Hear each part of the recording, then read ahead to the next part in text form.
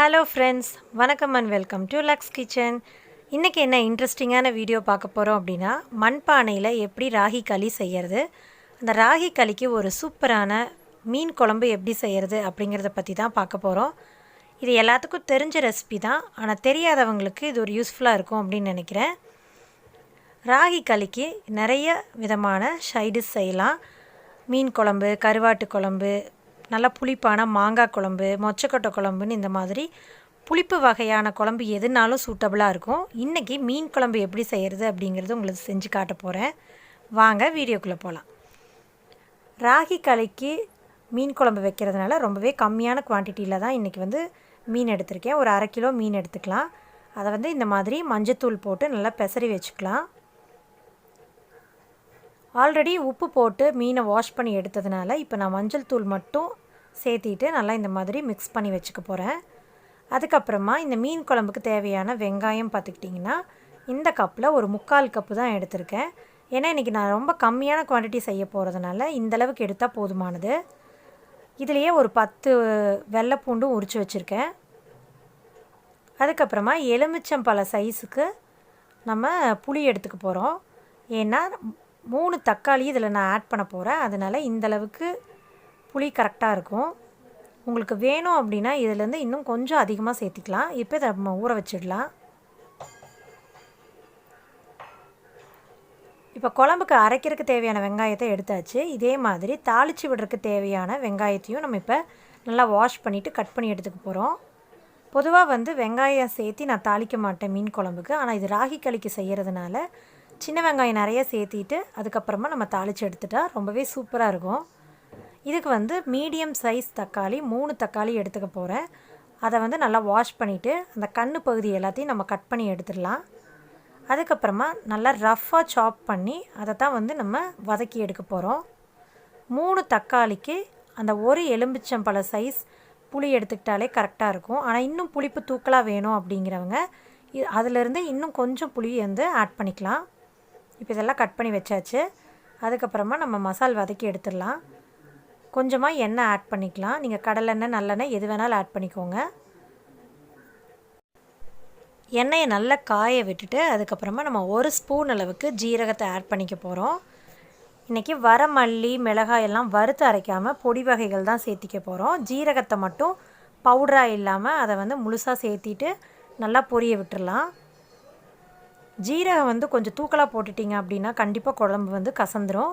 அதனால் இதுக்கு 1 ஸ்பூன் அளவுக்கு போட்டிங்கனாலே கரெக்டாக இருக்கும். இப்போ ஜீரகம் நல்லா பொரிஞ்சிருச்சு. இப்போ நம்ம வாஷ் பண்ணி எடுத்து வச்சுருக்கிற சின்ன வெங்காயம் 10லேருந்து 15 வெள்ளைப்பூண்டு அதையும் நம்ம அதில் சேர்த்திக்கலாம். இதை நல்லா வதக்கி விட்டுடலாம். நான்வெஜ் குழம்பு எதாக இருந்தாலுமே வெங்காயம், வெள்ளைப்பூண்டெல்லாம் நல்லா வதக்கி எடுத்து அதுக்கப்புறமா அரைச்சி சேர்த்துனா மட்டும்தான் குழம்பு ரொம்பவே டேஸ்ட்டாக இருக்கும். பாருங்கள், பாதி வதங்கிருச்சு. இப்போ நம்ம கருவேப்பிலை இலை கொஞ்சம் சேர்த்திக்கலாம். அதையும் நல்லா வதக்கி விட்டதுக்கப்புறமா நம்ம 3 தக்காளியை ரஃப்பாக சாப் பண்ணி வச்சுருக்கோம் இல்லையா, அதையும் இதில் சேர்த்திக்கலாம்.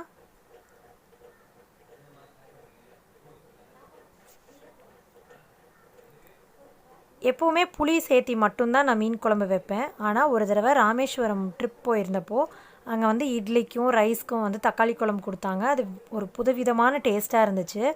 ஸோ அந்த டேஸ்ட்டுக்கு அடிக்ட் ஆனதுக்கப்புறமா நான் நிறையா விசாரித்து அதுக்கப்புறமா ட்ரை பண்ணி இந்த மாதிரி குழம்பு வச்சு பழகிட்டேன். இப்போ வெறுமனே புளி சேர்க்குறத விடவே தக்காளி, புளி 2ம் சேர்த்து வைக்கிற குழம்பு தான் எனக்கு ரொம்பவே பிடிக்குது. இப்போ ராகி களிக்கும் இந்த மாதிரி செஞ்சு பாருங்கள், சூப்பராக இருக்கும். இப்போ தக்காளி நல்லா வதங்கிருச்சு. இந்த டைமில் 2 ஸ்பூன் அளவுக்கு வரமிளகாய் தூள், இது கடையில் வாங்கினதை நான் சேர்த்திருக்கேன். வீட்டு வரமிளகாய் தூளாக இருந்தால் நீங்கள் பார்த்து காரத்துக்கு தகுந்த மாதிரி சேர்த்திக்கோங்க. அதுக்கப்புறமா 4 ஸ்பூன் அளவுக்கு மல்லித்தூள் ஆட் பண்ணிக்கிறேன். 1/2 ஸ்பூன் அளவுக்கு மஞ்சள் தூள் இதையும் ஆட் பண்ணிவிட்டு அந்த எண்ணெயில் வெங்காயம், தக்காளி, இந்த பொடி வகைகள் எல்லாத்தையும் நல்லா மிக்ஸ் ஆகிற மாதிரி கலந்து விட்டுக்கலாம். இது இருக்க ட்ரை ஆகிட்டே இருக்கும். அதனால் கொஞ்சமாக தண்ணி ஆட் பண்ணிவிட்டு நல்லா வதக்கி விட்டுட்டோம் அப்படின்னா சீக்கிரமே இது வதங்கிரும். பாருங்கள், நல்லா இந்த தண்ணி ஊற்றுனதுக்கப்புறமா நல்லா வதங்கி வருது பார்த்திங்களா. இல்லாட்டி நல்லா அடி பிடிக்கிற மாதிரி ட்ரை ஆகிடும். இந்த மாதிரி வதக்கி எடுத்ததுக்கப்புறமா இதை நல்லா ஆற விட்டுறலாம்.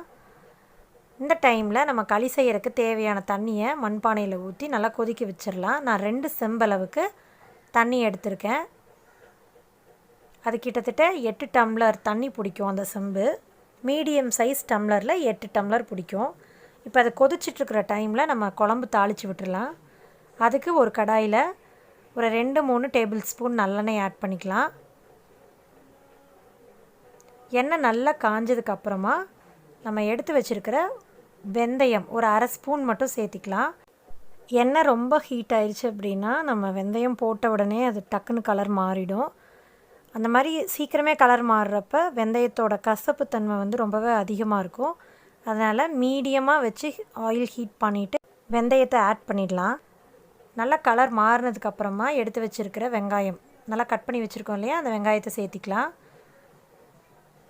அது கூடவே கொஞ்சம் ஃப்ரெஷ்ஷான கருவேப்பிலை இலைகளையும் இப்போ நம்ம ஆட் பண்ணிக்க போகிறோம்.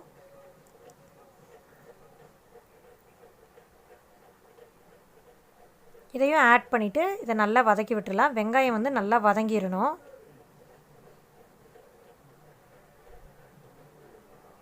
இந்த மாதிரி வதங்கினதுக்கப்புறமா நம்ம ஆற விட்டு வச்சுருக்கிற அந்த மசாலா நல்லா பேஸ்ட்டு மாதிரி அரைச்சிட்டு வந்து அதையும் இப்போ சேர்த்தியாச்சு. தேவையான அளவுக்கு தண்ணியும் ஊற்றி நல்லா மிக்ஸ் பண்ணி விட்டுருங்க. இந்த மாதிரி நல்லா மிக்ஸ் பண்ணதுக்கப்புறமா நம்ம ஆல்ரெடி வந்து புளி ஊற வச்சுருக்கோம் இல்லையா, அதை நல்லா கரைச்சிட்டு அதை வந்து இந்த டைமில் நம்ம சேர்த்திக்க போகிறோம். பாருங்கள், இந்த அளவுக்கு நான் கரைச்சி வச்சுட்டேன். அதையும் சேர்த்தியாச்சு. இப்போ இதையும் நல்லா மிக்ஸ் பண்ணி விட்டுட்டு நீங்கள் வந்து புளிப்பு அதே மாதிரி உப்பு, நான் இந்த டைமில் உப்பையும் ஆட் பண்ணிட்டேன். இந்த உப்பு புளிப்பு எல்லாம் செக் பண்ணிவிட்டு அதுக்கப்புறமா தேவையான அளவு தண்ணி இன்னும் வேணுமாங்கிறதையும் செக் பண்ணிவிட்டு அதையும் சேர்த்திக்கோங்க. தண்ணி வந்து நிறையாவே சேர்த்திருங்க. நல்லா நீர்க்க இருந்தால் தான் அது கொதித்து கெட்டியாகி அதுக்கப்புறம் மீன் போடுறப்ப கரெக்டான கன்சிஸ்டன்சிக்கு வரும். இப்போ வந்து தண்ணி வந்து நல்லா கொதிக்க ஆரம்பிச்சிருச்சு. அந்த டைமில் நம்ம ராகி மாவை எடுத்து வச்சுக்கலாம். அதாவது இந்த கப்பில் 2.5 கப்பு மாவு எடுத்துக்க போகிறேன். அதில் ஃபஸ்ட்டு அரை கப் மாவை அரை கப் தண்ணி விட்டுட்டு, அதாவது அரை டம்ளர் தண்ணி அதையும் விட்டு நல்லா இந்த மாதிரி கரைச்சிட்டு ஃபஸ்ட்டு இந்த கரைச்ச ராகி மாவு கலவையை தான் வந்து ஃபஸ்ட்டு ஊற்றிக்க போகிறோம். அது எதுக்காக அப்படின்னா நம்ம களி கிளறப்போ கெட்டி சேராமல் இருக்கிறதுக்காக. இப்போ தண்ணி நல்லா கொதிச்சதுக்கப்புறமா அந்த மிக்ஸை வந்து இந்த மாதிரி சேர்த்திட்டு நல்லா கலந்து விட்டுறலாம். இதை வந்து மூடி போட்டு கொஞ்ச நேரம் கொதிக்க விட்டதுக்கப்புறம் பார்த்தீங்க அப்படின்னா பாருங்கள், இந்த மாதிரி நல்லா கொதிச்சிட்ருக்கு. இந்த மாதிரி கொதி வந்ததுக்கப்புறமா நம்ம எடுத்து வச்சுருக்கிற ராகி மாவு, அதாவது 2.5 கப்பில் அரை கப்பு மிக்ஸ் பண்ணி சேர்த்தியாச்சு. மீதி 2 கப் இருக்கும் இல்லையா, அதை வந்து இந்த டைமில் நம்ம ஆட் பண்ணிக்கலாம். பாருங்கள், ஃபஸ்ட்டு ஒரு கப்பு நான் ஆட் பண்ணிக்கிறேன். அதே மாதிரி அடுத்த கப்பையும் அதே டைம்லேயே நம்ம ஆட் பண்ணிக்கலாம். இந்த தண்ணியில் வந்து இந்த மாவு வந்து ஒரு 2 மினிட்ஸ்க்கு வேகணும். அதை அப்படியே கலராமல் வேக விட்டுறதுக்கு அப்புறமா நம்ம இந்த மாதிரி மத்து வந்து திருப்பிட்டு அதில் வச்சு நல்லா இந்த மாதிரி கைவிடாமல் கலரிட்டே வரணும். நான் ஆல்ரெடி அந்த 2 செம்பு தண்ணி வந்து 8 டம்ளர் தண்ணி பிடிக்கும்னு சொல்லியிருந்தேன். இப்போ நம்ம எடுத்துருக்கிற கப்பில் இருக்கு இல்லையா, ராகி மாவு வந்து மெஷர் பண்ண கப்பில் வந்து மெஷர் பண்ணி ஊற்றணும் அப்படின்னா ஒரு கப்புக்கு 3 கப்பு தண்ணி நீங்கள் சேர்த்திக்கிட்டிங்கன்னா கரெக்டாக இருக்கும். அப்போ நம்ம 2.5 கப்பு மாவு எடுத்துருக்கோம். 2.5 கப் மாவுக்கு 7.5 கப்பு தண்ணி ஆட் பண்ணிட்டீங்கன்னா கரெக்டாக இருக்கும். இப்போ நல்லா அதை கைவிடாமல் கலர்னதுக்கப்புறம் நம்ம குழம்பு செக் பண்ணிடலாம். 3/4 பாகம் கொதிச்சிருச்சு, இன்னுமே கொஞ்சம் கொதிக்கணும். ஸோ அதை மூடி வச்சுட்டு மறுபடியும் இந்த ராகி களியை கைவிடாமல் கலரி எடுத்துடலாம். இப்போ இது கலருக்கு பார்த்தீங்கன்னா நல்லா பட்டையாக இருக்கிற அந்த மரக்கரண்டி தான் நான் எடுத்திருக்கேன். அதை வந்து இப்படி வச்சு சட்டியோடு சேர்த்து இழுத்து கலரி விட்டிங்கன்னா தான் அந்த கட்டி பிடிக்காமல் எல்லா மாவுமே வெந்து வரும். இங்கே பாருங்கள், இது ஒரு 10 நிமிஷத்துக்காவது நம்ம மாவு போட்டதுக்கப்புறமா இந்த மாதிரி கையில் விட்டு கலரி எடுத்துகிட்டே வரணும். உங்களுக்கு கஷ்டமாக இருந்ததுன்னா இதை அப்படியே எடுத்து கீழே வந்து ரிங்கு வச்சுட்டு அதுக்கு மேலே மண்பானையை வச்சுட்டு இந்த மாதிரி கையில் வச்சு நல்லா கலரி எடுத்திங்கன்னா கரெக்டாக வந்துடும். ஒரு தடவை 2 தடவை செஞ்சு பார்த்துட்டிங்கன்னா அதுக்கப்புறமா கரெக்டாக நீங்களும் பண்ணி பழகிக்குவீங்க. இப்போ நான் கொஞ்சமாக ஒரு கைப்பிடி அளவுக்கு ஏற்கனவே வச்சுருந்த சாதத்தை அதில் போட்டுட்டு அதையும் சேர்த்து நல்லா மிக்ஸ் பண்ணுறேன். சாதம் வந்து ஆப்ஷனல் தான், நம்ம வேணும்னா போட்டுக்கலாம், இல்லாட்டி அதை ஸ்கிப் பண்ணிவிட்டு வெறுமனே ராகி களி மட்டும் செஞ்சு சாப்பிட்டுக்கலாம். இப்போ இது ரெடி ஆயிடுச்சு. இது சுற்றி வர இருக்கிறத அந்த தண்ணி விட்டு அப்போதைக்கே எடுத்து விட்டுட்டிங்கன்னா ட்ரை ஆகாமல் நல்லா கரெக்டாக வந்துடும். மாதிரி நம்ம என்ன தான் மெஷர் பண்ணி எடுத்திருந்தாலும் எப்போவுமே சுடுதண்ணி வந்து எக்ஸ்ட்ராவாக நம்ம ஒரு பாத்திரத்தில் வச்சுட்டு தான் ராகி களை வந்து கலரணும். நம்மளுக்கு சப்போஸ் தண்ணி வந்து பத்தாத மாதிரி இருந்ததுன்னா அந்த தண்ணி கொஞ்சம் ஆட் பண்ணிட்டு அதே மாதிரி கிளறி எடுத்துடலாம். இப்போ பாருங்கள் நல்லா பொது பொதுன்னு ராகி களி சூப்பராக ரெடி ஆயிடுச்சு. இப்போ இதை மூடி வச்சிடலாம். இப்போ நம்ம குழம்பு செக் பண்ணி பார்த்துடலாம்.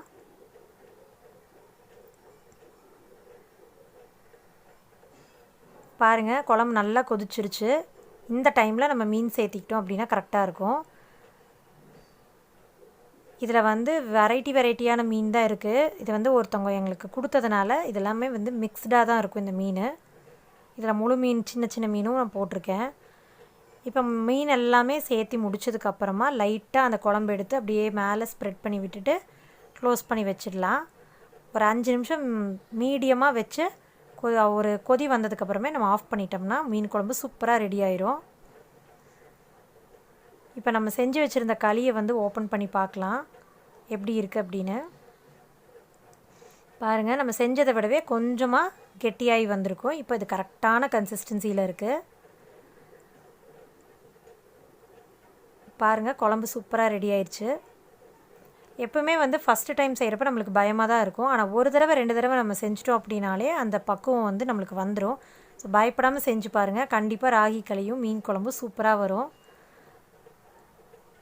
பாருங்கள் மீன் நல்லா வெந்துருச்சு. இந்த டைமில் இன்னும் கொஞ்சம் ஃப்ரெஷ்ஷான கருவேப்பிலையை மேலே தூவிட்டு நம்ம ஸ்டவ் ஆஃப் பண்ணிடலாம்.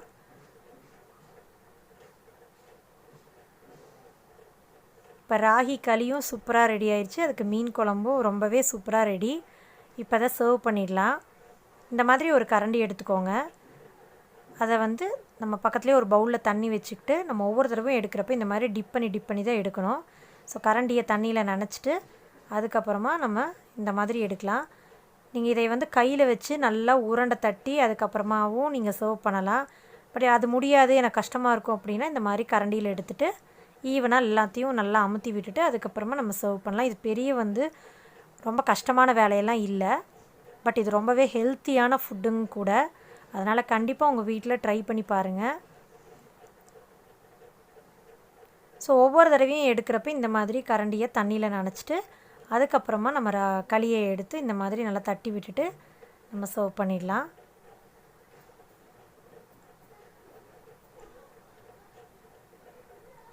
ஸோ இதுக்கு வந்து மீன் குழம்பு ரொம்பவே சூப்பராக ரெடி ஆகிருக்கு. இது வந்து நான் டின்னருக்கு தான் செஞ்சுருந்தேன்.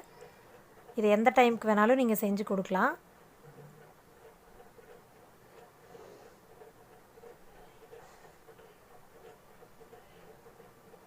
இப்போ வந்து மீனில் வந்து உப்பு புளிப்பு இதெல்லாம் வந்து பிடிக்காது. பட் சர்வ் பண்ணுறதுக்காக நான் ஒன்று மட்டும் எடுத்து காட்டுறேன். இதை வந்து மார்னிங் வந்து மீன் சாப்பிட்றப்போ ரொம்ப புளிப்பு உப்பு எல்லாமே கரெக்டாக அதில் வந்து இழுத்துருக்கும். ஸோ ராகி களியே வந்து 2-3 மெத்தடில் பண்ணலாம். இனியும் வேறு மெத்தட்ஸ் வந்து நான் அடுத்தடுத்த வீடியோவில் உங்களுக்கு பண்ணி காட்டுறேன். இந்த வீடியோ உங்களுக்கு பிடிச்சிருக்குன்னு நினைக்கிறேன். பிடிச்சிருந்தால் லைக் பண்ணுங்கள், ஷேர் பண்ணுங்கள், மறக்காமல் சப்ஸ்கிரைப் பண்ணுங்கள். கூடவே அந்த பெல் ஐக்கானையும் கிளிக் பண்ணிவிட்டு அதில் ஆல் ஆப்ஷன்ஸ் கொடுத்துருங்க. அப்போ தான் நான் போடுற வீடியோலாம் உங்களுக்கு நோட்டிஃபிகேஷன்ஸாக வந்து சேரும். தேங்க்யூ ஃபார் வாட்சிங் ஃப்ரெண்ட்ஸ். Take care.